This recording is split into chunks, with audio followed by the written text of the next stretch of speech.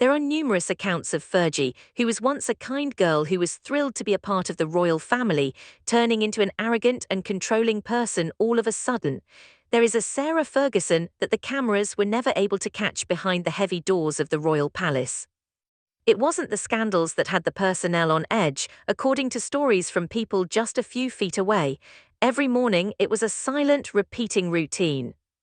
It allegedly started with a platter of food and concluded with a scenario so eerie that even seasoned pros were completely silent. This was reportedly more than a peculiarity. It was the first indication of a far deeper unpredictability that, according to reports, changed the room's ambience in a matter of seconds. However, the folks in the shadows were observing a pattern that indicated something completely else was happening, while the general public saw a lively personality. A troubling question also emerged as the behavior became more common. What precisely were they seeing? However, there are many accounts of how poorly they treat employees. For instance, they would have police officers take the rap for moving violations, which would be extremely annoying to them. Something much more unnerving than a loud voice is said to have broken the morning silence within the royal home. Sarah Ferguson's daily routine did not begin with a greeting or a plan for the day, according to those assigned to serve her. It allegedly started with a tray of food and a sequence of actions that left the employees motionless. As required by protocol, the breakfast tray would be positioned with mathematical accuracy, just. However, the atmosphere is said to have changed from royal dignity to something far more chaotic as soon as the door closed. According to reports, staff colleagues watched in complete quiet as she started methodically disassembling her lunch. The household said that she didn't use a knife or a fork. Every item on the dish would allegedly be crushed, mixed, and incessantly rearranged by using only her bare hands, resulting in a pile of unidentifiable rubble, demanding that employees prepare meals, only to decide at the last minute to dine out. They had an option at Sunninghill and chose to eat kettle crisps after hearing tales of various dinners being prepared, enormous expense on wine and food that was not consumed, as well as bottles that were opened but not consumed. I believe it was just wastefulness that angered many.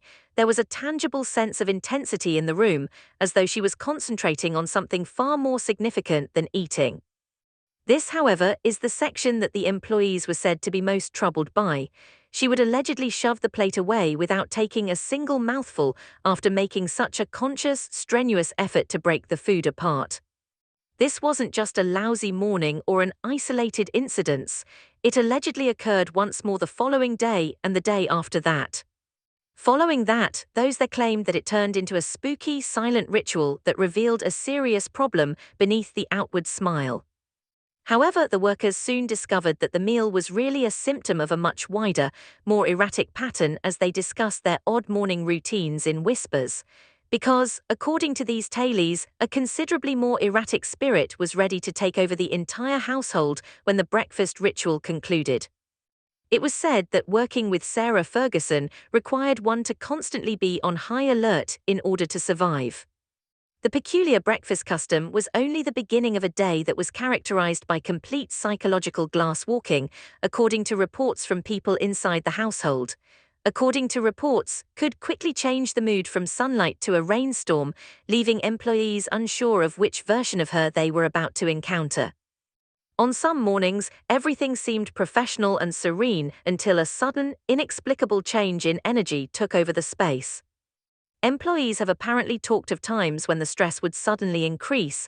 Some who were present claimed that voices would be raised over the tiniest, most inconsequential nuances, creating a pressure cooker atmosphere from which it seemed difficult to leave. It was allegedly more than just the words, it was the thick, erratic hush that ensued. Everyone in her immediate vicinity had to become skilled observers due to her volatility, continuously looking for even the smallest shift in her mood before they ventured to say anything. However, these internal reports indicate that the outbursts themselves weren't the most disturbing aspect. It was the speed with which the air would become chilly later. In a matter of seconds, she was said to be able to switch from a furious escalation to complete, eerie calm, leaving those around her terribly shaken. In order to keep under the radar, the staff felt compelled to regulate every word and every movement, creating a culture of polite terror. However, as these tense periods became into the new normal and secrets began to seep outside the palace walls. Because this was more than just a personality characteristic, according to some in the inner circle. Behind the scenes, this pattern started to show a much darker aspect of existence. It is said that the household's stillness was never merely customary. It was supposedly a tactical defense against an unmanageable reality. Those who experienced it attest to the unexpected. It was more than just a mood. It was supposedly a sign that a way of life had reached its limit. People behind the scenes apparently witnessed the terrible toll of a woman fighting to uphold a standard that was slipping through her fingers, while the public saw a strong survivor. Reports state that the staff's stress was heightened by the awareness that a single mistake may lead to a confrontation in a setting that was already overburdened. Those in the inner circle claim that reputation protection wasn't the only reason for the secrecy. According to reports, it was about survival. Concerns about her judgment and the persons she was allegedly going to for assistance were allegedly voiced at the times when this behavior was at its height. The abrupt mood swings and the eating routine were only the tip of the iceberg, concealing a life that was purportedly growing more unstable.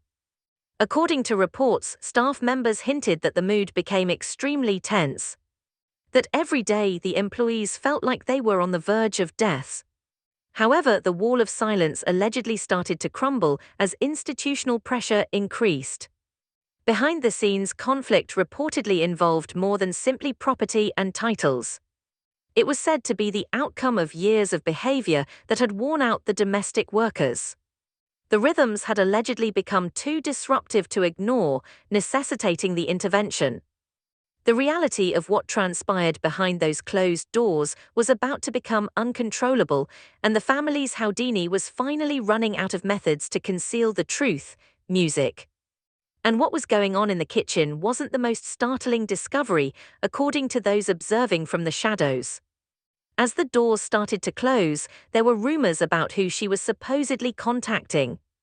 The story's most unsettling aspect isn't the behavior per se, but rather the extreme measures made to conceal it from the remainder of the planet.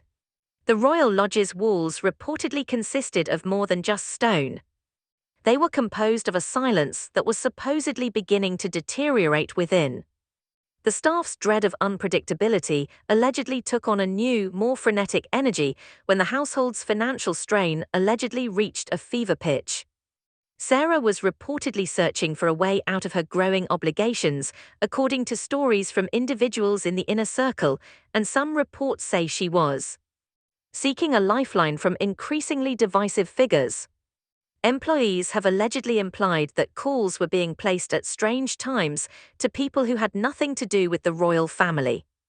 When the crew discovered that the individual they were serving was purportedly following a totally different set of regulations, the environment became even more cramped. The mood swings and the meal ritual were no longer eccentricities. They were supposedly the external manifestations of a woman who experienced the world is becoming closer to her. There were times when the mask would completely come off, exposing a degree of terror that apparently caused her assistants to actually worry about what would occur next.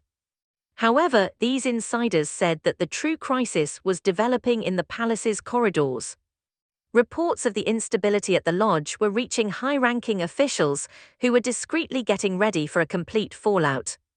The question was not whether the issue will blow up, but rather when.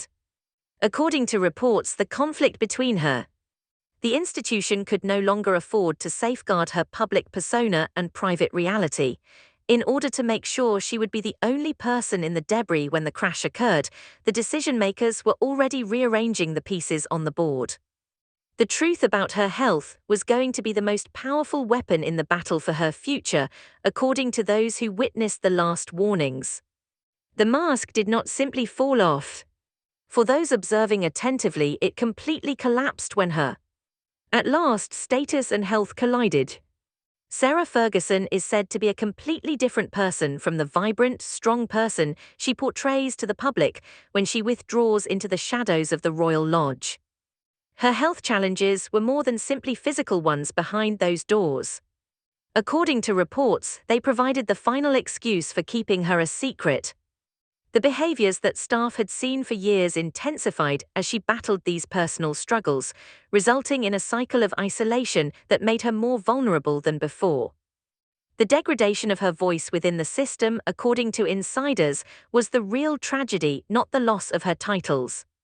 She became into a person in a condition of royal limbo, too well known to be disregarded but too erratic to be relied upon. There were rumors that the official story was omitting some of the most important parts, even as she told the world about her voyage. Perhaps the only way she could maintain control in a world that was gradually deleting her existence was through these peculiar behaviors and abrupt mood swings. The quiet is heavier than ever at the lodge. A rule of caution that conceals the most disturbing information still binds the people who previously stood in that room and watched her disassemble her breakfast in complete silence. Diaries and internal memos that have never been published are rumored. Records that depict her last years as a member of the royal family in a far darker light. For those who are aware of the reality, the Duchess of Doom's headlines just hint at a far more profound, greater individual breakdowns. Because the controversies we already know aren't the most eerie aspect of this tale for those who were there. They are still afraid to reveal this one secret. Even more terrifying is the possibility that Sarah's narrative is only one part of the household's much longer, concealed past. You have to question what else has been hidden if these trends were occurring right in front of the world's best security.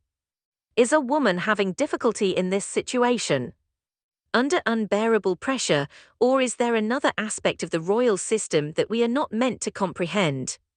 The details that nobody wants to discuss are typically where the truth is hidden. However, the hush is gradually ending now that these tales are beginning to emerge. Don't forget to enable notifications and click the subscribe button.